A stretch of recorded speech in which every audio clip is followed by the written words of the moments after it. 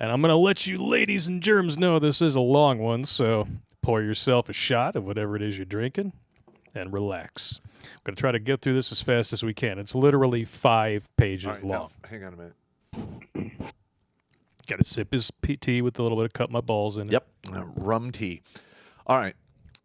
I am glad this individual wrote this letter, and if he's upset because we didn't read it on air when we got it, I want to apologize.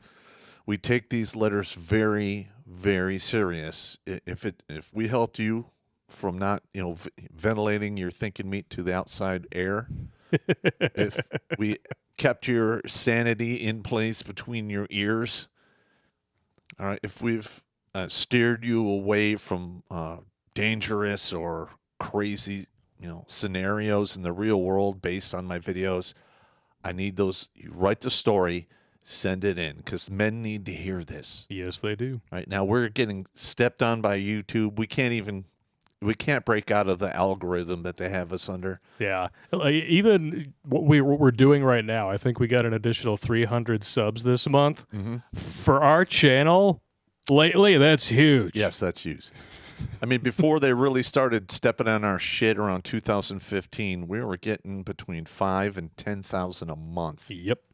Yeah, take a look at our Social Blade for early 2019. Mm-hmm. And then as soon as it hits about 110,000, you see a precipitous drop. Yeah.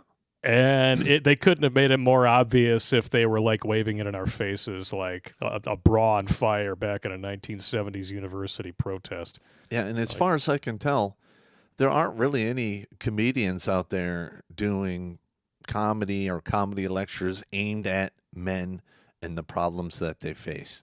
Yeah, most of the time it's black pill shit. Yeah, or it's like some dudes, and then you have to cater to the women, and then you go back to, listen, that's bullshit. Yeah. Comedy is supposed to be like barbed wire to your eyes and ears. It's supposed to be offensive. Yes. It's supposed to That's rub what makes you it raw funny. with the truth, which is presented in a less than equitable way. Yes. It may hurt your feelings. Oh, there's no equity in comedy? Actually, a comedy is one of the only places where there is a little bit of equity. Well, yeah. Everybody gets smashed down equally. Well, I can't get on the Ripley's Comedy Castle. Ridley's? Yeah. In Royal Oak for the past, 12 years. I've signed up there probably over 100, 120 times. Oh, they probably take one look at this. Yeah, right. Absolutely not. Dude, he's walking. He's too offensive. Yeah. You're right, I am. I am offensive. I'm not a nice guy. I'm a crass, rude bastard. And tell the truth. I'm offensive, but I tell you the truth. That's all we do. All right. Tell the truth, crack some jokes, and drink and talk shit. I will try not to interrupt as you read this. All right. This is, there may be some spots where we're going to have to pause and give him a knife hand or whatever, but it's good stuff. There's a dude who has clearly learned his lessons. Again, it's from Shadow Tempest, and the title of the story is called A Grunt's Redemption. Hey, Pop, I've been a longtime fan of your videos and thought that after hearing you tell your story about your divorce and your climb back from the abyss, I figured I would tell you my story. Some context before I begin. I was a blue-pilled simp who lived in a fairy tale dream of the fact that family always stuck together no matter what. No matter what! No matter what! And tried to emulate my parents' marriage, who have been married since 1989. My former mother-in-law is a stupidly rich quantaha who basically would pay for anything that my ex-wife ever asked for. So with that kind of financial backing, I had to play smart against later on in the story. Yeah, if you tie one on with a chick who's used to getting everything that she wants, she's going to expect that until her dying day. Absolutely. Doesn't work out too well. A little bit of background on me, 31-year-old male, father to a beautiful 10-year-old little girl that I love more than life itself. I'm also a veteran in the U.S. Army for 5 years and deployed to Iraq as an infantryman. It was a dream of mine to serve in the military, but it all came crashing down as a result of my narcissistic, expatriated, withdrawn, indignant fornicator entertainer. My ex-wife and I met while I was still attending military school. We met via MySpace. Oh, now you're dating yourself. Oh, here we go. From an online writing forum. We were friends for many years. We were always there for each other through the hardships of our own relationships. We finally started dating in 2010. We both broke up with our respective exes, and while I was still in basic training. We wrote to each other constantly, and we finally met face-to-face in March of 2011. By that point, we'd been dating for 6 months, and in April of 2011, 2 weeks before I deployed to Iraq, we got married. Oh, my. During my deployment, she stayed with my family where she seamlessly fit in, would do anything for them. I already know what you're wanting to do. You go right ahead and do it. What the hell are you doing? That is way too young. You didn't know her long enough. What is going on? You rat bastard. Son of a bitch. All right. Ah. As soon as I saw it, I was like, oh, no. When I returned in December of 2011, we got our own house on Fort Hood, and 2 months later, she got pregnant with our daughter. During the first few months we lived together, I started noticing things. At first, I thought it was mood swings from her pregnancy, but as time went on, I noticed she became increasingly hostile toward me. She also began to neglect the house and would not cook or clean and would frequently take her anger out on me. This all sounds very familiar. She made me cut off all ties with female friends, accusing me of cheating and having an affair, and threatened to leave me and make me pay child support. I walked on eggshells until our daughter was born in November of 2012 after a hard labor. I nearly lost both my wife and my daughter. Ooh. Those are never good. As a result, they both had to stay in the hospital in the intensive care unit. A few months later, in February of 2013, I was reassigned to Fort Campbell, and from there, things got worse. Oh, God. Yeah, if you're with somebody and they have a near-death experience, you kind of feel obligated to stick around even more so. Well, he's So this is starting compounding. He's starting this whole story with the crash ship derby nightmare I've seen hundreds of times. Oh, The I younger bet. guys, yeah. Yeah, you've seen more than your fair share of misery and death from bad divorce. Mm-hmm. At first, I thought it was postpartum depression, but as the months went on, she continued to be hostile to me, fluctuating between extreme love to extreme anger. While there, she was diagnosed with borderline personality disorder, Oh, shit. and from there, things continued to gradually get worse. It did not help either that I was with an extremely toxic chain of command and not assigned to a unit in the 101st, 502nd Bravo Company. A unit within the 101st that had a history of war crimes, i.e. the murder and rapaying of an Iraqi girl in March of 2006. Anything I did there was constantly ridiculed, and I was repeatedly singled out for not being one of the boys. As a result, my unit left me behind on a deployment, and I was temporarily assigned to the 551st MP Company.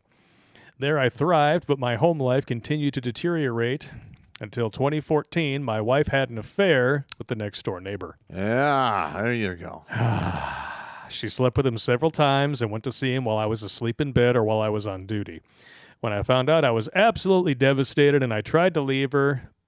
Oh, God. But through sobs and crying, she convinced me to stay, promising to change. Mm-hmm. And like a fool, I believed her and stayed. All right, first of all, I am not going to jump in your shit for that.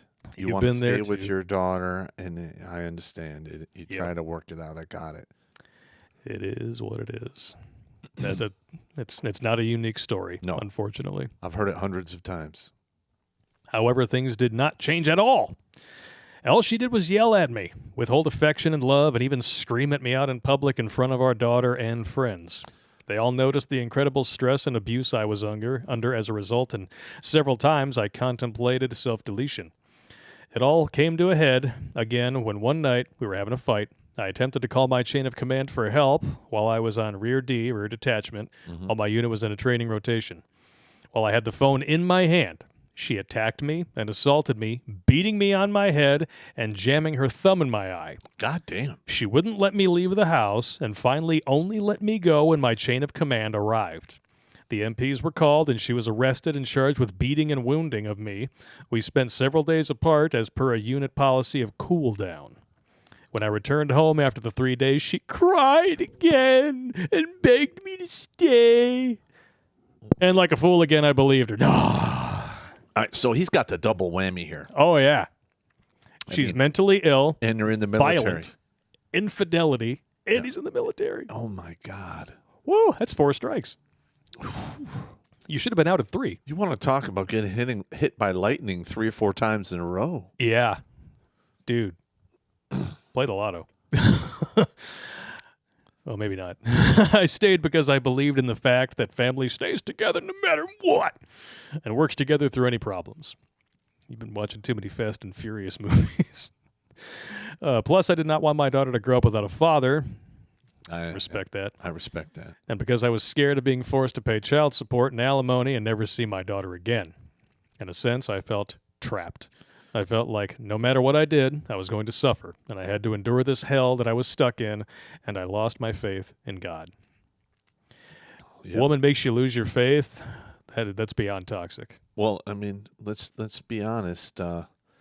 Anything that destroys love and hope is evil. Yeah. And the women of today literally know how to do that as part of their basic programming from kids. Oh yeah, and they love that. They all embody that Jezebel spirit. I'm pretty sure they keep a few extras with D-cell batteries and car battery, jumper cable hookups in their fucking nightstand. They just want to cuddle it and love on it until they can't feel anything anymore. Shocker. My nightmare continued because in the summer of 2015, while I was on leave with my... Oh, God. Here we go. I already know where this is going. While I was on leave with my family visiting my family and neighbor, not the one she slept with, but another neighbor, was supposed to care for the house while I was away. Instead, they trashed it and did not care for our pets, which we had too many of to begin with, the result of my ex.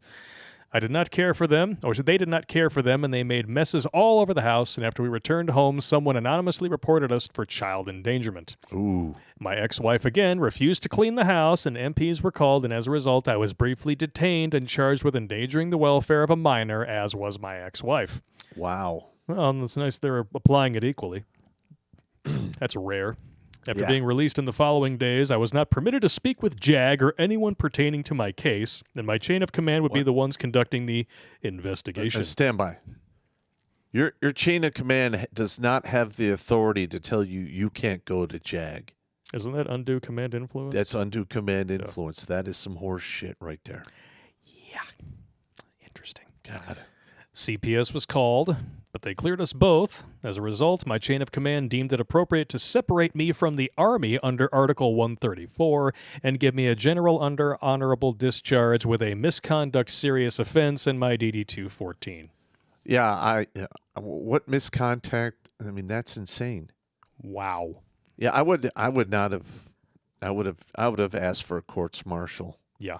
That's some horse shit right there. That is yeah, and listen, commanders get away with that shit, and that's why the voluntary army is not going to last. Mm-hmm. That's why they're already thinking about the draft. Suddenly, women are going to know who they are again. And we're probably going to have more dudes pretending to be women to dodge it. Yeah, probably. Yeah, good luck with that. This after being cleared by Kentucky CPS and attending parenting classes and never having been to a court-martial or received an Article 15, and the serious offense was never named on my records save for an accusation which was proven false by Kentucky CPS. That and I had an expert rating on all of my weapons systems, passed my PT test save for one, which was supposed to be a diagnostic due to recovering from an injury that they mistakenly listed as a record PT test. I spoke with IG, which was fuck all useless, and contacted my congressman and senator as well, but my chain of command lied to them. Fascinating. In hindsight, I very easily could have thrown my ex-wife under the bus to try and save my military career, but at that point I'd been beaten down and worn down to the point of emotional and physical abuse that I just did not care anymore. The Army wasn't what I thought it was, and I wanted out, and in December of 2015, a few days before Christmas, I was let go from the Army and escorted off the base. Wow. Man, the fucking you got was definitely not worth the fucking you got. That's some fucked up shit right there. I fell into a deep depression and contemplated ending my life because I could not see myself doing anything else but serving in the military. The abuse from my ex continued, and everything I did was never good enough. Whatever she did wrong was my fault. I began to question my own sanity. If she's gaslighting you that effectively, that woman... that's an evil bitch. Evil. Yeah, I'm working on a comedy lecture, How to Resist Gaslighting. That'll be a good one. How you're going to turn it into comedy, I have no idea, because that's some effed up shit right there. Well, that's my specialty. It's my specialty. Yeah, I mean, we did Wango Tango. I mean, like a full fifth of whiskey later, we finished it. And to sleep on the dog bed. I've never seen you that messed up over a video. When you're hurting children, it really fucks with me hard, man. Yeah. And now they're trying to make that hurting of children mainstream. Yeah. And they're denying that it's even happening while encouraging it at the same time. Isn't it amazing how the leftoids work? Insane. Jail. In the years following my discharge from the Army, we lived with my parents, who did not charge us rent and gave us a place to stay. I worked wherever I could, and I tried to go to college, but everything I set out to do, I failed at. Failed out of college, and when I attempted to go to the police academy, my car was damaged while on a highway from tractor-trailer debris, and I was forced to drop out due to failing grades. Damn. I worked where I could, often taking jobs where I would work long shifts, 14-hour days, 7 days a week, doing hard labor and other various things. I've worked as a conductor, an engineer on trains. I've worked until I bled through my boots. Did tree trimming work in 100+ degree weather until I collapsed from heat exhaustion. I did work as an insurance inspector, driving all over the state until I was laid off, and many other painful and dead-end jobs to support my wife and daughter. All the while, my ex-wife would sit at home, do nothing except be on her computer, swiping on Tinder, I'm sure, and watching TV. God damn, that's a toxic piece of shit.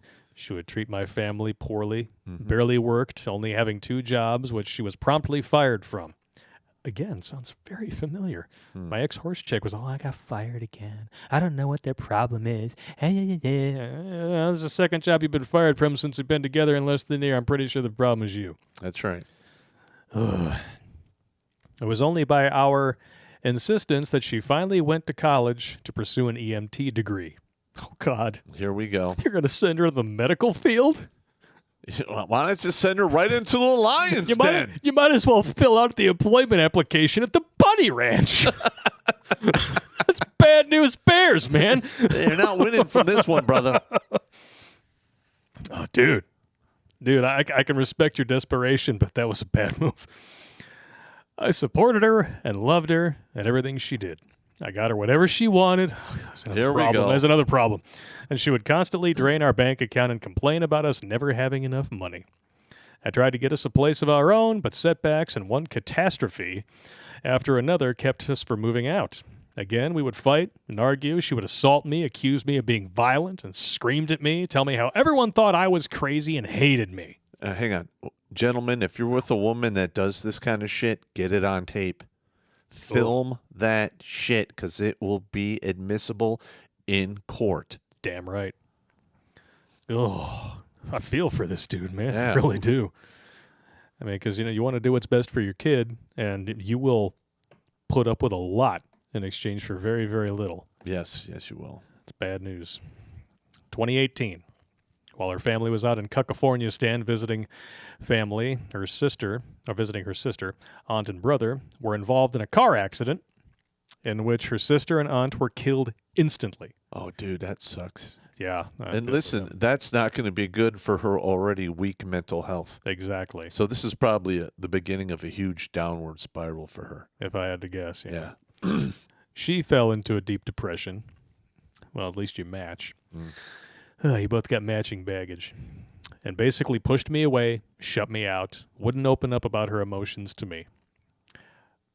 Because there was another sausage she was massaging and speaking into like a microphone. Probably. I'm going to tell you all my problems. Who needs a shrink? I want a growth. You just got to work at it a little bit. It's bad news bears. Talking to the penis. Talking to the penis. And the penis microphone. Yeah, I know, right? Meth and dicks. If you hold it to your ear, you can hear it squirt. Sorry. It reminds me of that old Ron White joke. Yeah. You pick up a girl wearing a bikini made out of seashells and you hold her to your ear, you can hear her scream. I hope to hear the ocean, but not over the sound of that woman. Oh, man. She went to her sister's funeral and wouldn't allow me to come along to comfort her or be there for her. That is not a good look. No. I continued to do everything I could to take care of her and work back-breaking hours. So this is a part of that manipulation episode that we did, where they start out, they love bomb you, they get you used to a certain kind of treatment, and then they pull the ripcord on the stupid box so that you will change your behavior to try to get them to go back to the way they were. But spoiler alert, the way they're treating you now is the real them. Yes. So, never ever think that, well, there must be something about her that I liked. Otherwise, I wouldn't have married her. She different. She good people. Yeah. Get out of here. In 2019, I thought our luck was finally turning around when I landed a contracting job at the FBI in West Virginia. I stayed with a very loving Christian family who allowed me to live and rent from them. That was going good until the government shutdown happened and I was laid off. After that, I quickly found a job working as an analyst, or an analyst if you prefer, at the Army Heritage Center in Carlisle, PA. But then a couple months and my mother getting sick, oh boy. Here we go. Mother started getting sick, having seizures, and I was forced to resign to take care of her. Dude, you have the luck of the anti-Irish. Wow. Shit. All right. By the summer of 2019, I was desperate for anything. And once again, I landed a dream job working for the Department of Homeland Security in D.C. I would have been making excellent money, but the only caveat is that I would have to have been driving an hour plus to work every day and 3 hours on the way back. However, while I was driving to work one morning, it was raining. Dude, I was forced off the road and hydroplaned into a tree going 55 miles an hour. That's a significant collision. Yes. I don't remember much about it. Major concussion, tore my ear off, which had to be reattached, had my face torn open with the muscles in my face hanging out, cracked my neck, bruised my lungs and diaphragm badly. Wow. Cracked my arm and my knee. According to the doctors, I only survived because of how robust my body is because of the amount of contact sports and martial arts I did when I was younger. Well, there you go. Damn. This all happened right around the anniversary of her sister's death. My ex was distraught beyond belief that she almost lost me right around the same time as her sister. One of the things that I did to help her cope was I brought her into an online gaming community. This was a community I had helped build from the ground up and full of guys I've been playing military games with for years as a way of helping me cope since being out of the military. As I lay in bed, though, racked with terrible pain, she would play games with them. She increasingly played them more and more and began to ignore me and our daughter as well as her schoolwork for college. Wow. Then she grew increasingly distant with me and eventually stopped showing me any affection or love. It's done. So who's the dude in the group? Yep. In August, while I was working on her computer, I noticed that she'd been spending a lot of time in the chat room of the group. When I looked, I saw to my horror that she'd been having an online affair with one of my closest longtime friends. Oh, my God! Oh. Yeah. She was having sexual role play with him, sending him nudie pictures back and forth, as well as calling him her husband and telling him how she wanted to have a child with Oh, my him. God. So basically, she's talking to him the same way she used to talk to you. Yeah, she's love bombing him like she did you in the beginning.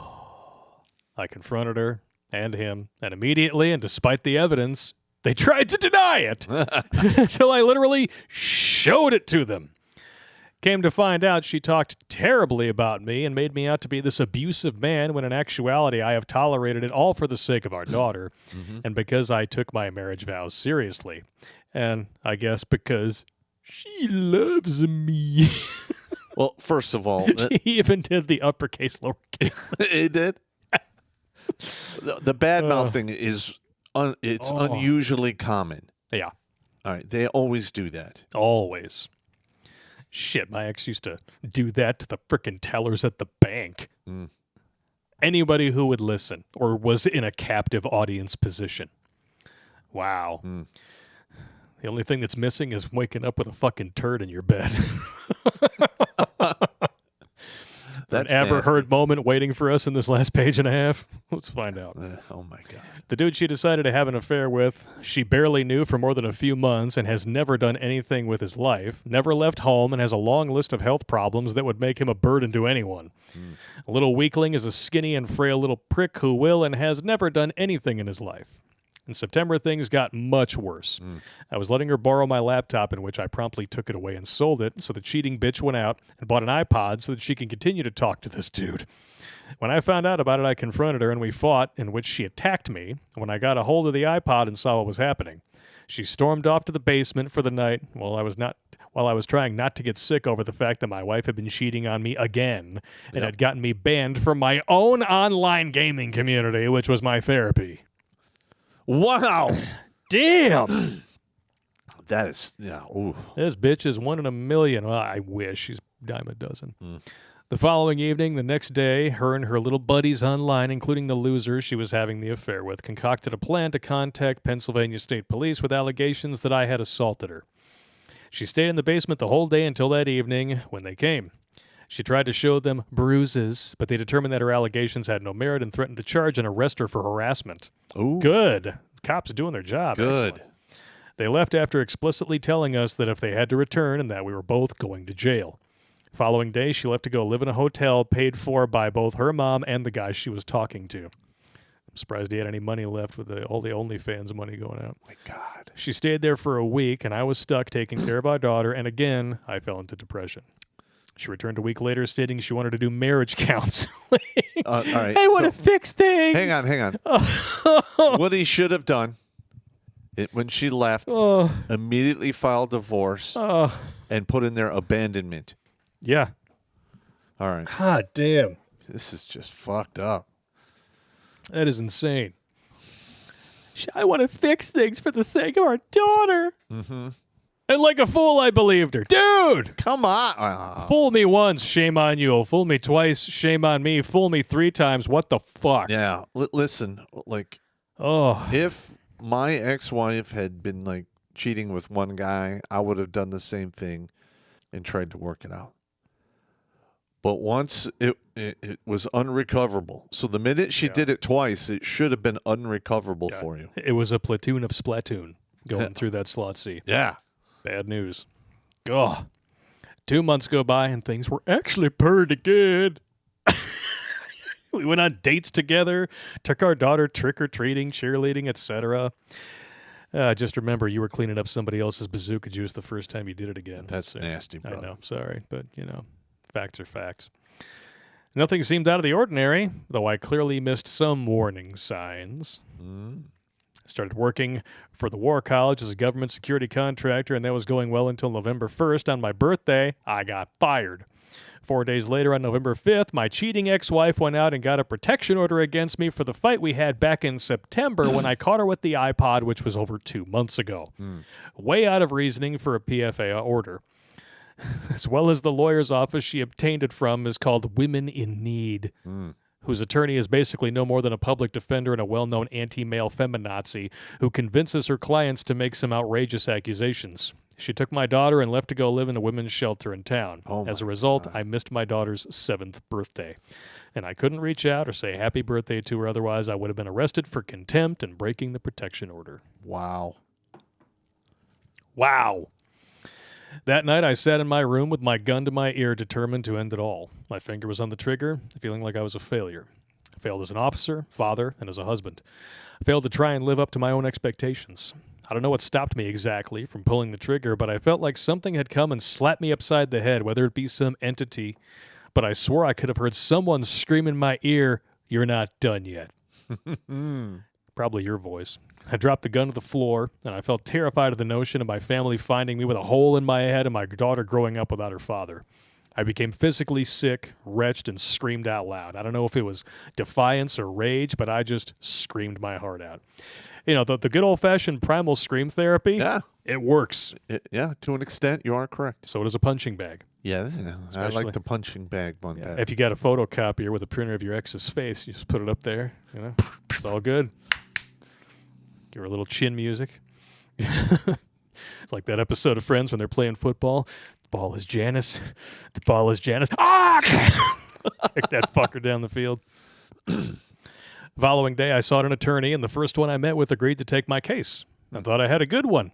But a day later, he told me he couldn't represent me due to a conflict of interest, which I never found out what that was about. Interesting. Okay. Second one I sought out was a well-known and well-respected attorney who saw my case and thought I had a pretty good case. Due to the facts and circumstances, and because I kept a record of everything going on and had documented everything. Yeah! That's how you win. Yeah. Your videos on administrative violence and your time spent in the LRS team, or LRS is what you call LRS, it. yeah. LRS team helped show me how to gather intel and counter a superior enemy force. So this has turned into a review of administrative violence. Everything is fucking war. Yeah. So, I mean, that's how it goes. When you break it down, everything is war. It becomes a lot easier to deal with. So, I mean, a woman who wants to take your child and your resources away from you is your enemy. That's right. You have to treat her as such. It's war. Showed me how to gather intel and counter a superior enemy force to outmaneuver and hit them where it hurts. My father, who is a former LRS guy and Ranger Bat guy, was also helpful in this endeavor. However, my father wanted me to lash out at her with everything I had, but I opted for patience and let my attorney handle everything and focused on getting the PFA dropped. Mm-hmm. I had screenshots of the conversations where she talked about trying to set me up, the naked pictures, the affair. Oh, my God. Also, my attorney managed to get the PSP report, Pennsylvania State Police report, of the troopers who came to my house, which completely destroyed the whole abuse narrative since that's what she based her abuse allegation on. Yeah. Oh, she didn't think that one through. In the end, the attorney she had representing her talked with the Pennsylvania State Trooper and looked over his report and told her, "This does not look good on you." In the end, she dropped the PFA in exchange for a no-contact agreement, and we separated. Her and her mother's reaction was priceless as I watched them storm out of the courthouse, this look of indignation upon their faces that I dared to stand up to them both and fought smart. In the weeks and the months following beating the PFA, we went to court where I fought and got 50-50 custody of my daughter, and I won, and I even had the no-contact agreement dropped to maintain communications with her. In the following months, she has tried reaching out to me to talk, but I kept my distance, and I just kept things low-key and conversations short. Despite trying to reach out to me, she filed for divorce, telling me she wasn't going to get one, but by that point, I did not care if she did or not. In the end, I ended up having to pay I ended up not having to pay child support or alimony to my ex. Nice. I didn't have to part with anything of my own due to the fact I barely held anything to my name. However, every time I've dropped off my daughter to her apartment, it's always been a mess. Trash everywhere, cluttered, and frankly, it smelled. Just like it did at Fort Campbell. Since then, she has since dropped out of college, works insanely long hours at a company she hates doing direct support care for individuals with intellectual disabilities. Good. And yet her family still continues to support her by helping her pay her bills. Somebody with borderline personality disorder helping some other people with intellectual disabilities. I know. That's the blind leading the blind. My God. Off a cliff. Oh, my God. That's terrible. Oh, man. She's the kind of chick who'd be like, those aliens might be real. Why don't you stick your head in the microwave and find out? It'll be fine. It'll be fine. Bing! There you go. Yeah, go ahead and call that help hotline. See how well you do. Shit. I've attempted to have CPS and PA intervene on my behalf, but they proved to be as useful as the balls on a mule, going as far as to notify my ex that they had received a report from me and telling her the day and time they would be coming to conduct an inspection of her home. That's a conflict of interest. If you want to, listen, you got to use the administrative violence 3x3 rule to make it happen. Yep. Because when the father complains, it goes to the bottom of the pile of priorities. Yes. No surprise, CPS in Pennsylvania is predominantly ran by women who will never do anything against a single mother. Shocker. Since then, I've been going to Veterans Outreach for counseling and once again have found my faith and religion and God, and I've been going to Christian counseling to cope with my divorce. I've given up trying to get into the National Guard due to the current political and woke climate and the mess that it's become. I had no idea of getting in. Well, I had the idea of getting in and trying to teach warfighting skills to kids to keep them alive in the next shitstorm we get into, but I quickly realized that the Army doesn't want warfighters anymore, or just kids too dumb and weak to throw into the meat grinder. I've been watching your videos, and I felt stupid that I gave her as many chances as I did, but I believed in my marriage vows and that families stay together no matter what. I can walk away with my head held high and with the knowledge that I have done everything I can. That's all you can do, man. As far as I'm concerned, if someone wants her, they can have that mess. I'm not dealing with it anymore. And if anyone decides to get with that, they're going to be walking into a nightmare of straight-up monumental proportions. Damn! Though I'm not going to lie, having seen my ex with someone else is a painful thing. I wished I could just sever the memories of us together and never have to see or talk to her again. But due to the fact that we share a daughter, and I have to talk to her and see her quite frequently. Though, to be honest, the current dude she's with is in his mid to late 20s, and at the time of writing this, my ex is in her mid 30s. See, that's She's done. Yeah. The dude has a reputation of being a dog, and a disgusting one at that, where all he does is star and produce basically low-budget indie horror movies. All right. Whatever works for him. Not to mention, every time anyone asks him about him and my ex in private, he says that he's either broken up with her or that they're just friends. See, if you're a dude in your mid-20s dating a chick who's divorced in her mid-30s who has a kid, you know what that woman is? She's the dartboard. Practice. That's right. Oh, wow. Not to mention, this guy doesn't want kids at all. Wow. And prior to meeting this guy, my ex slept with a married dude who said that he would leave his wife for her, but she quickly found out she was a pumping dog. That's how it goes, man. Well, it sounds like no matter what she does, she's not going to be able to keep a man because she's fucking insane. Absolutely. Dudes in their 30s, that's why she went for a dude in his 20s. Dudes in their 30s are no better by now. Yeah. Then before that, she got with my cousin, who's a known dog who will hit anything with 2 legs and a butthole. So needless to say, my ex is very easy, to put it mildly. 2 legs and a butthole. Your cousin likes the back pussy, huh? All right. 2 legs and a butthole. I'm writing that down. Yeah. So what's your type, Jimmy? Anything with 2 legs and a butthole. Why a butt? I don't want to know. You just go sit over there. I don't want to know. I'm going to be over here with my back to the wall.